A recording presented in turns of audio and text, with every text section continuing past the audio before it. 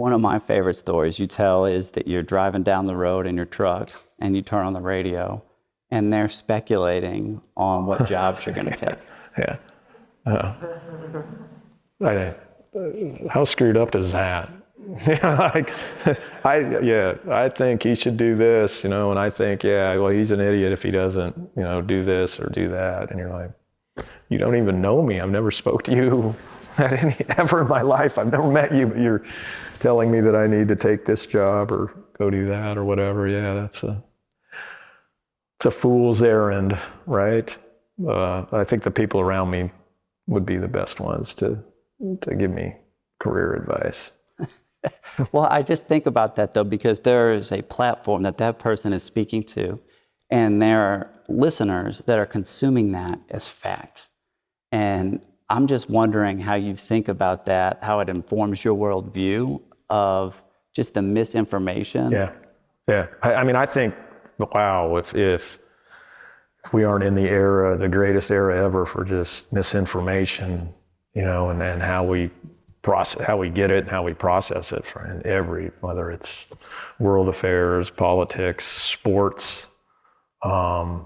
There's just a real danger in accepting that as the gospel truth. And look, it filters into our world all the time with, these players that we have that they're basically also being talked about and speculated about on should they go pro, he's got to go. I mean, he's crazy if he doesn't go, and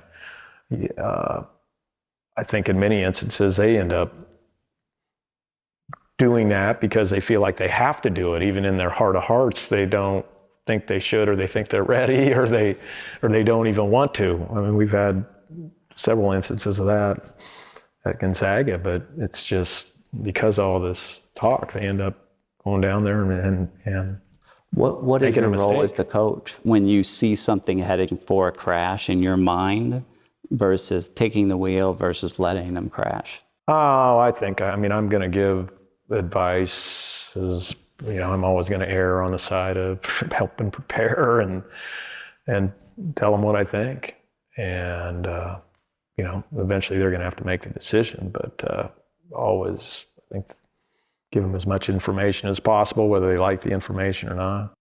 And have you seen a sway and influence one way or the other over the couple decades?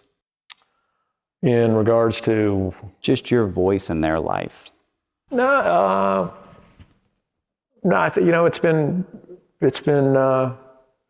great, actually. I think even this past year, we've had, obviously had some really highly successful and highly sought after, young men that are going to become great professionals here in a short while. And it always amazed me how easy they were to coach and how much they listened. And I think that was a real key to our year this year. I think about Jalen, and I think about the shot that he hit and the visibility of that moment. And the next day was Easter Sunday. And I think about his name on Twitter, and it was tweeted about almost as much as Jesus on Easter Sunday. Careful, that's scary.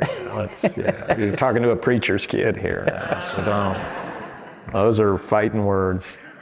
But you're in the middle of this, and that is an intensity that very few have experienced. What is your role as a coach navigating that moment? Well, there weren't many positives about living in a bubble for 27 days in a hotel with your squad, but probably one of the positives was we were somewhat insulated from all that, but fully knowing, being a coach in this day and age, just, as soon as practice is over, they go right to their phones. So, but didn't spend much time on it. And, I think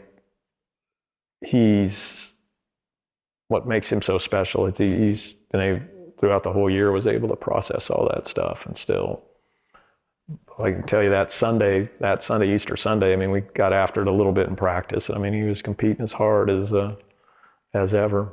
So there was no change. And in the bubble, that experience really was a unique experience because you could fraternize with other coaches.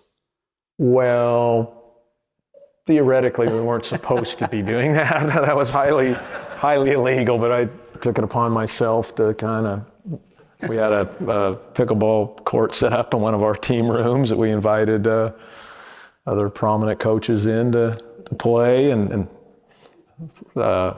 we could probably release that information now. I think we probably would have got tossed out of the tourney if that would have leaked out earlier. So that's why it was a speakeasy. You had to have a special knock to get in, and it was good. It was one of those things, to be honest with you, that it just, you know, that NCAA tournament's a pressure cooker. You know, it's, you know, that's when you're really, players are under the gun and the coaches are under the gun, and so it's great to be able to have those avenues to just decompress, man. And it was fun. And much to like Gino, like what we talked about earlier on the Nike trip, that Nike trip was so great for my career because you got to see these guys outside of basketball and outside of either, you know, recruiting in the gym where you're kind of all, you know, you're not letting your guard down, and then also, well, they're in a game, you know, you're competing against them, but to see guys in the summer and hang out with them and get to really know them was very beneficial. Same with, you know, getting Jay Wright, getting Scott Drew, getting whoever, you know, just guys hanging out, you know, outside of practice, outside of everything, you know, with no media, with nobody, and we're just hanging out. In any other circumstance, would you have Scott come together before the championship game if it wasn't in a bubble, do you think? No, you wouldn't have an opportunity usually. I mean, they're at a different hotel and you're here and you're kind of separated and all that. There's still there's still a group of us coaches that I think do a good job of reaching out and usually hooking up if you got a day or two sometimes when you're on a road in some of those big games and you know the guy, you know, you'll meet up for dinner or something, you know, for the game.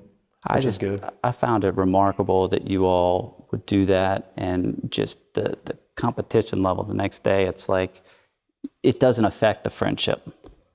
No, not true friendship, right? You know, when you're, because everybody knows what they're going through, and you know you can still fully compete. You're going to compete your tail off, you know, to win the game, but you keep it in great perspective.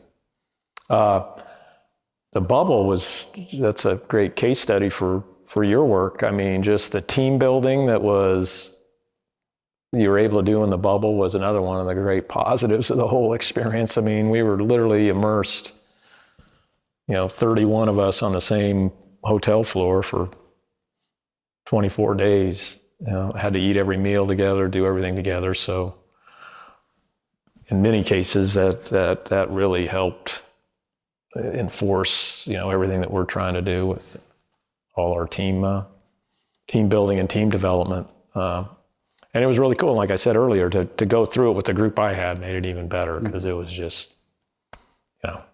I think about the NBA and I think about how they started the bubble, and the Heat pride themselves on the culture. And one of the things I think the NBA coaches would say is that when they were in the bubble, it would accentuate whatever culture you had. Yeah. And so it worked the opposite for some of these guys. Fortunately I didn't have to experience that, because I can't imagine, you know, if that was the case where you did have people you didn't enjoy being around. But my group was exceptional. So like I said, it was a very positive experience. And my favorite moment, and we'll end with this, and I don't know if you've seen the picture, there was a picture taken right after both teams, and Baylor was on one side, all kneeling, saying a prayer, and your guys were on the other side, all locked in. And I thought to myself, if an alien came down and observed the scene, they would not know who won. Do you have thoughts like that about aliens and stuff, or do you? I do. I think that it's like if we had no context on this situation, that to me is competition in its purest, that there's an event, we interpret it together, and then we move on from it. Yeah, no, that's a great point. I've not seen that picture, but yeah, that's an interesting, yeah, I mean, and I would hope that in that picture you see with our team, you know, a tremendous sense of sorrow, obviously from losing and disappointment, but I think also, I've, you know, and even in the locker room afterwards, you could feel there was a perspective already setting in of like, how awesome was this year, you know, and how special was this, and how, you know, the love, I mean, the legitimate love that they have for each other, not just the talk about love, but like legitimate love, and Well, hopefully you Corey can see said that. something remarkable. It's about kind of dealing with those, you know, painful moments in your life and finding joy in those.